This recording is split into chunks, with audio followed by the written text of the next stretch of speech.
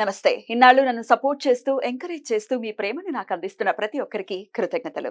అలాగే ఈ వీడియో కూడా ఖచ్చితంగా మీకు ఉపయోగపడుతుంది. లైక్, షేర్ అండ్ సబ్స్క్రైబ్ చేసి మీ సపోర్ట్‌ని నాకు అందించండి. అలాగే ఈ వీడియో పట్ల మీకున్న అభిప్రాయాన్ని కామెంట్ సెక్షన్‌లో కామెంట్ చేసి తెలియజేయండి. ఇప్పుడు వీడియోని చూద్దాం.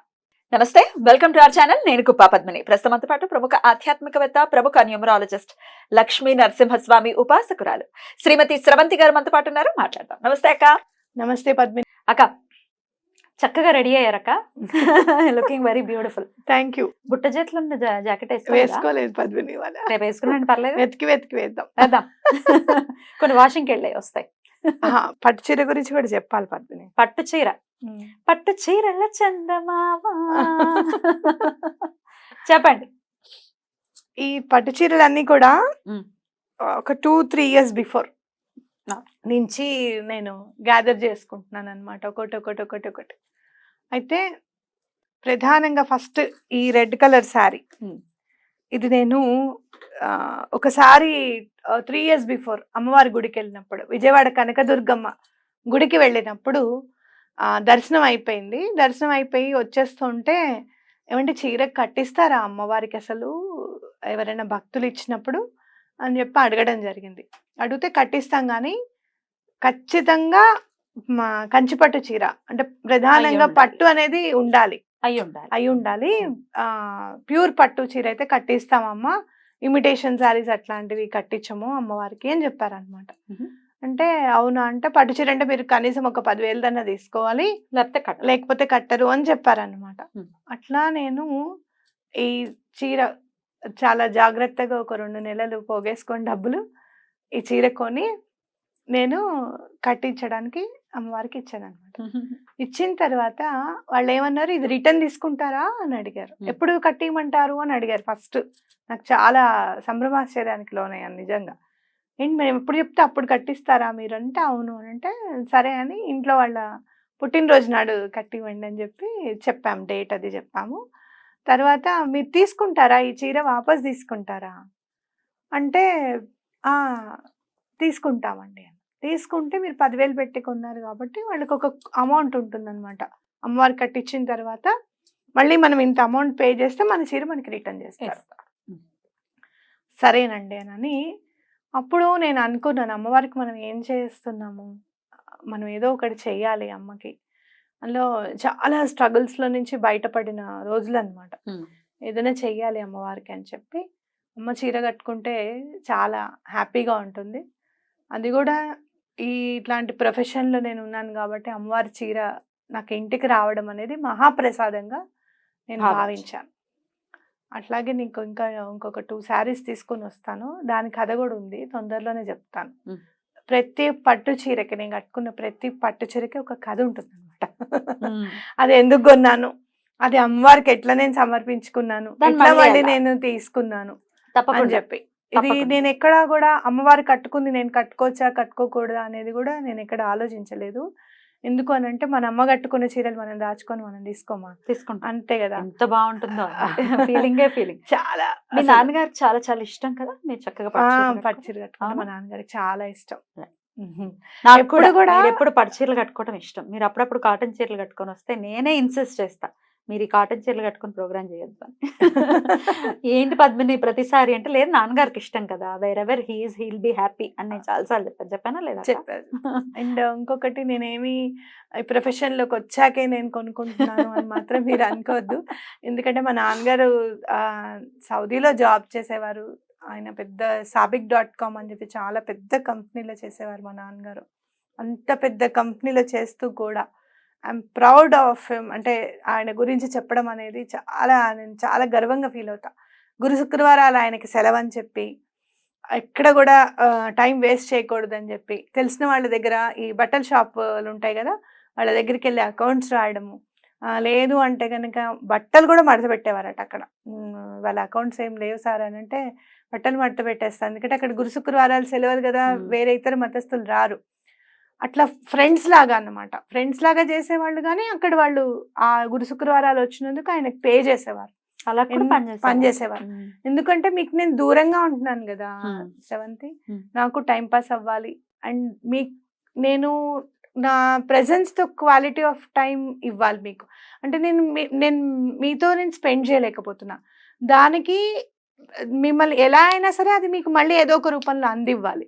అందివ్వాలి అనంటే అది డబ్బు రూపంలోనో, లేకపోతే ఒక చీర కొనియడంలోనో, లేకపోతే మంచి చదువు చదివించడంలోనో అందించాలి. అలా అందించాలి అనంటే ఇది నాకు ఇది యూజ్‌ఫుల్‌గా నేను చేయగలుగుతాను. ఈ టైంని ఇట్లా నేను చేశాను అనిపించింది అని చెప్పేవారనమాట అట్లా. సో ఎప్పుడు కూడా ఆయన చిన్నప్పటి నుంచి కూడా అవన్నీ కూడా కాస్ట్లీ శారీస్. అంటే నేను ఎప్పుడు అట్లా ఫీల్ అవ్వలేదు. ప్రతిదీ కూడా ఆయన ఇష్టంగా కొనేవారు. మా అమ్మగారికి కూడా వచ్చినప్పుడల్లా మైసూర్ క్రేప్ శారీస్ వచ్చేవి చూడప్పుడు, ఇవాళ నీకు డజన్ చీరలు కొంటానే చిట్టి ఈసారి వచ్చినప్పుడు.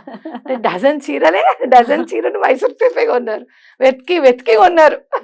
12 చీరలు మైసూర్ క్రేప్ అన్ని కొన్నారు. అట్లా ఇయర్ లో ఇది 98లో కొన్నారు. 97 to 98. అప్పుడు బొమ్మన చందన అని చెప్పి చాలా ఉండేది మనకి. అట్లా అనమాట. సో బట్టలు ఖచ్చితంగా గ్రాండ్ గా వేసుకోవడము అనేది చిన్నప్పటి నుంచి నాకు అలవాటు ఉంది. నేను అలానే ఎవరికైనా పెట్టినా కూడా నేను అలానే గ్రాండ్ గా పెడతాను. ఏదో వాళ్ళకి పెడుతున్నాను కదా అని చెప్పి తక్కువగా చేయడం. ఇది మీరు పెట్టిన చీరే పెట్టడం కూడా నేను గ్రాండ్ గానే పెడతాను. వాళ్ళు ఖచ్చితంగా కట్టుకున్నప్పుడు నేను గుర్తుంచుకోవాలి అనేటట్టుగానే పెడతాను. అట్లా మరి చీరల గురించి బ్లౌజుల గురించి మాట్లాడుతుంటే బాధ అనిపిస్తుంది. బాధపడకండి అక్క, మనం అక్క మంచిగా ఫేమస్ అవుతున్నాము. సూపర్ ఫేమస్, ఏం బాధపడకండి. అలంకరణ గురించి కూడా ఒకసారి చెప్తే, అమ్మ పెట్టదే అడక్క తిననీయదు. దేవుడిని అలంకరించకూడదు, మనము అలంకరించుకోకూడదు. If I'm not wrong, beetroot తో ఏదో లిప్స్టిక్ చేసుకొని నాక్కుంటూ చక్కగా పెట్టుకోవచ్చు. Is it so? అలంకరణ విషయం ఎలా చెప్తారు అక్క? లక్ష్మీదేవి పూజ చేయాలంటే ఫస్ట్ మనల్ని మనం అలంకరించుకోవాలి అని చెప్తూ ఉంటారు. అవును, మా బామ్మ నాకు చెప్పింది ఒకసారి. చీర కట్టుకో శ్రవంతి, పూజ చేసుకుంటున్నావు కదా అని అంటే, కొత్త చీర బాప అనేవాళ్ళమ్మ బామ్మని. కొత్త చీర నా బాప సాయంత్రం కట్టుకుంటా అంటే, అంతకుముందు వరలక్ష్మి చేసుకున్నావు కదా, అమ్మవారి చీర ఉంది కదా, ఇంకా అన్ని చీరలు ఉన్నాయి కదా, అవేవి ఆ చీరలు ఏవంటే ఉన్నాయి, మరి కట్టుకో, అది కట్టుకుంటే కుంకుమ అంటుతుందో పసుపు అంటుతుందో అని అనుకోవద్దు శ్రవంతి, అది కట్టుకుని పూజ చేయి చక్కగా, మళ్ళీ అన్నం తినేటప్పుడు మార్చేసుకో కావాలంటే, కానీ పూజ చేసేటప్పుడు చక్కగా నువ్వు బయటకు వెళ్ళేటప్పుడు ఎలా అయితే రెడీ అవుతావు అలానే చక్కగా రెడీ అయ్యి చక్కగా పూజ చేయి అమ్మవారికి అని చెప్పింది అనమాట. ఇంక అప్పటి నుంచి ఇవన్నీ కూడా నాకు వచ్చిన ఆలోచనలు. అంటే ప్రతి నెల అమ్మవారికి వరలక్ష్మి చేసుకుంటాం కదా, ప్రతి నెల లాస్ట్ టైం కొన్న చీర కంటే కూడా ఇంకొంచెం ఎక్కువ పెట్టే కొంటాను అనమాట. అంటే కొంచెం పెంచాలి అమ్మవారికి అన్నట్టుగా.